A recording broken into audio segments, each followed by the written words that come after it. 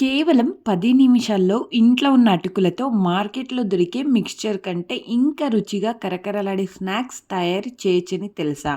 ఒక్కసారి ఈ recipe try చేస్తే మళ్ళీ బయట మిక్స్చర్ కొనాలనిపించదు. చిన్న పిల్లల నుంచి పెద్దల వరకు అందరూ ఇష్టపడే ఈ అటుకుల మిక్స్చర్ ఎలా చేయాలో చివరి వరకు తప్పకుండా చూడండి. చివర్లో చెప్పే క్రిస్పీనెస్ సీక్రెట్ మిస్ అవ్వకండి. అందరికీ నమస్కారం. ఈరోజు మనం చాలా సింపుల్గా అలాగే తక్కువ ఖర్చుతో తక్కువ సమయంలో తయారయ్యే కరకరలాడే అటుకుల మిక్స్చర్ తయారు చేయబోతున్నాం. సాయంత్రం టీతో తినడానికి అలాగే పిల్లల టిఫిన్ బాక్సులకు ప్రయాణాల్లో తీసుకెళ్ళడానికి ఇదొక బెస్ట్ స్నాక్ అని చెప్పచ్చు. ఈ రెసిపీలో ముఖ్యమైన విషయం ఏంటంటే ఎక్కువ నూనె అవసరం లేదండి. సరైన టిప్స్ పాటిస్తే చాలు ఈ రోజులో ఎన్నో రోజుల వరకు కూడా క్రిసిపీగానే ఉంటుంది ఈ అటుకులు అనేది. నేను ఇక్కడ మందపాటి అటుకులు తీసుకున్నానండి. అలాగే దీన్ని పేపర్ అటుకులు అంటారు. వీ దీంతో చేస్తే స్నాక్స్ అనేది ఈ రైనీ సీజన్లో మంచిది అని చెప్పొచ్చు. ఎంతో బాగుంటుంది. అలాగే దీనికి కావాల్సిన ఇంగ్రీడియంట్స్ చూసేద్దాం రండి. ఇక్కడ నేను హాఫ్ కచ్చి దాకా మందపాటి అటుకులను తీసుకున్నానండి. అలాగే పల్లీలు 1 కప్పు, పుట్నాల పప్పు హాఫ్ కప్పు, జీడిపప్పు హాఫ్ కప్పు, అలాగే కరివేపాకు 2 రెమ్మలు, ఎండుమిర్చి వెల్లుల్లి రెబ్బలు 8-10 తీసుకున్నానండి. పసుపు హాఫ్ టేబుల్ స్పూన్, కారం 1 టేబుల్ స్పూన్, ఉప్పు తగినంత, పంచదార హాఫ్ టేబుల్ స్పూన్, ఇంగువ మీకు ఇష్టం ఉంటే తీసుకోండి లేకుంటే వద్దండి, ఆవాలు, జీలకర్ర, అలాగే నూనె. ఇప్పుడు నేను అటుకులు అనేది ఇక్కడ బురుగుల్ని కూడా నేను కొద్దిగా తీసుకున్నానండి. అది ఆప్షనల్, మీకు ఇష్టం ఉంటేనే తీసుకోండి. ముందుగా ఒక పెద్ద ప్యాన్ అనేది వేడి చేయండి. ముందుగా అటుకులను మీడియం మంట పైన నూనె లేకుండా నెమ్మదిగా వేయించాలి. అటుకులు అనేది తేలికగా ఉబ్బి కరకరలాడే వరకు కలుపుతూ వేయించాలి.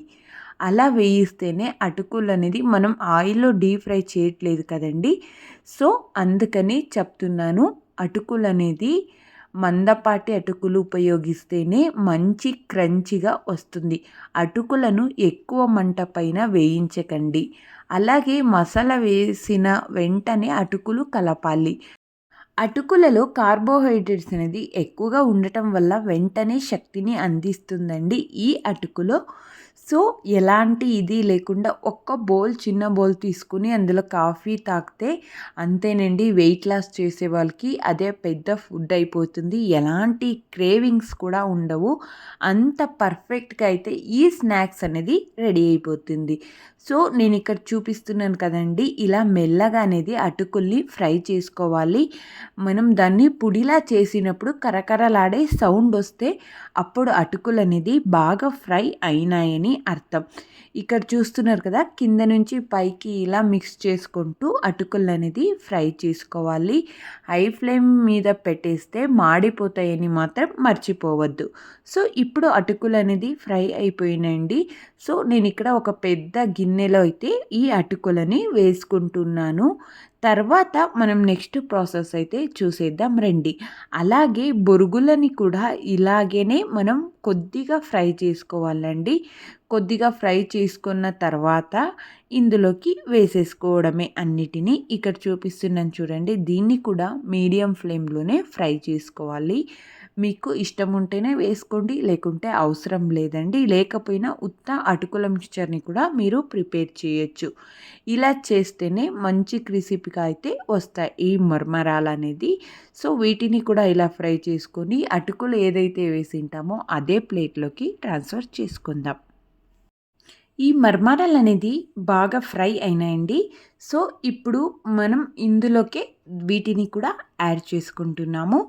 సో నేను ఇక్కడ వచ్చేసి ఆయిల్ అనేది ఇప్పుడు పల్లీల్ని వేయించాలి కదండి. సో ఇక్కడ నేను పల్లీల్ని వేయించడానికి మస్టర్డ్ ఆయిల్ అనేది యూస్ చేస్తున్నానండి. మీరు ఏ ఆయిల్స్నైనా యూస్ చేయొచ్చు. ముందుగా నేను ఇక్కడ గ్రీన్ చిల్లీనైతే వేయిస్తున్నాను. ఈ గ్రీన్ చిల్లీలు మంచిగా వైట్ కలర్ క్రిసిపీగా మారేంత వరకు వేయించండి. అలా వేయిస్తేనే ఎక్కువ రోజులు మనం స్టోర్ చేస్తాం కదండి. సో అప్పుడు ఎలాంటి చెడిపోకుండా పర్ఫెక్ట్గా అయితే ఉంటాయి. సో మనం ఈ గ్రీన్ మిర్చిని అయితే ఇప్పుడు ఫ్రై చేసుకుందాం రండి. సో, చూసారు కదండీ! ఈ గ్రీన్ చిల్లీలైతే ఎలా ఫ్రై అయినాయనేదో.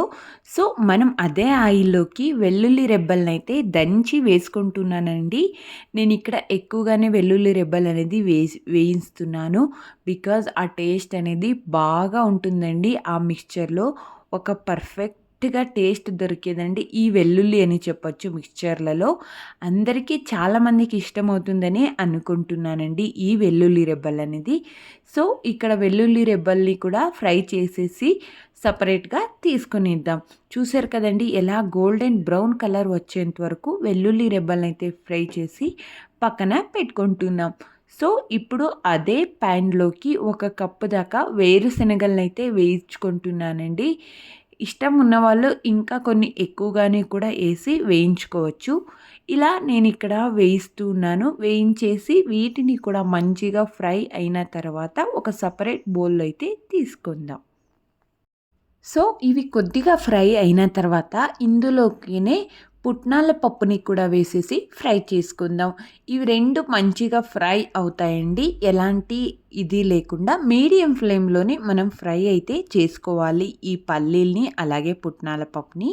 సో, ఇవి ఇలా ఫ్రై చేసుకున్న తర్వాత వీటిని కూడా ఒక సెపరేట్ బౌల్‌లో అయితే తీసుకుందాం. ఇలా ఫ్రై చేసిన తర్వాత నెక్స్ట్ కరివేపాకుని కూడా ఫ్రై చేసుకుందాం. పల్లీలలో ప్రోటీన్ మంచి కొవ్వులు ఉండే శరీరానికి బలం ఇస్తాయండి. అలాగే కరివేపాకు అనేది జీర్ణక్రియకు సహాయపడుతుంది. వెల్లుల్లి అనేది రోగనిరోధక శక్తిని పెంచడంలో ఉపయోగపడుతుంది. ఇంట్లో తయారు చేసిన మిక్చర్లలో ప్రిజర్వేటివ్స్ ఉండవు కాబట్టి మార్కెట్ స్నాక్స్తో పోలిస్తే ఆరోగ్యకరమైన ఎంపిక అని చెప్పొచ్చు. కరివేపాకు కూడా ఫ్రై అయిపోయిందండి. దీన్ని కూడా ఒక సెపరేట్ బౌల్‌లో అయితే తీసుకుందాం. తర్వాత ఇందులోకి జీడిపప్పుని అలాగే ఎండు ద్రాక్షల్ని కూడా వేసేసి ఫ్రై చేసుకుందామండి. ఇవి కొద్దిగా కలర్ అనేది చేంజ్ అయిన తర్వాత వీటిని కూడా సెపరేట్ బౌల్‌లో అయితే తీసుకునేద్దాం. ఇప్పుడు అదే ప్యాన్‌లోనే కొద్దిగా పసుపు, అలాగే ఎండుమిర్చి, అలాగే కొద్దిగా రుచికి సరిపడ ఉప్పుని కూడా వేసేసి ఫ్రై చేసుకుందామండి. అది మీడియం ఫ్లేమ్‌లోనే తక్కువ మంట పైన ఉంచి పసుపు, కారం, ఉప్పు వేసి వెంటనే కలపాలండి. ఈ మసాలాలు కలిపకుండా జాగ్రత్త. ఇప్పుడు వేయించిన అటుకులలు వేసి బాగా కలపాలి. ప్రతి అటుకుకు మసాలా సమంగా పట్టాలి. 2-3 నిమిషాలు కలుపుతూ ఉండాలండి. చివరిగా కొద్దిగా పంచదార వేస్తే రుచి మరింత బ్యాలెన్స్‌గా ఉంటుంది. గ్యాస్ ఆఫ్ చేసి పూర్తిగా చల్లారిన తర్వాత మాత్రమే గాలి చేరుబడకుండా ఉండిన డబ్బాలో నిల్వ చేయండి. అప్పుడు పూర్తిగా చల్లారిన తర్వాత స్టోర్ చేయాలండి. ఇక్కడ ఎయిర్ కంటైనర్ డబ్బాలో ఉంచితే 2-3 వారాల వరకు తాజాగా ఉంటాయండి. ఈ అటుకుల మిక్స్చరు. మనం ఫ్రై చేసి పక్కన పెట్టుకున్న ఒక్కొక్క ఇంగ్రీడియెంట్సే ఇలా వేసేసి మంచిగా కలుపుకోవాలండి. మనం కామన్‌గా మిస్టేక్ చేసేది అటుకులను ఎక్కువగా వేయిస్తే గట్టిగా మారిపోతాయండి. అలాగే వేడిగా ఉన్నప్పుడే డబ్బాలో పెడితే తేమ ఏర్పడి కరకరలాడవు. సో, మసాలా కలిపితే మొత్తం రుచి పాడవుతుంది.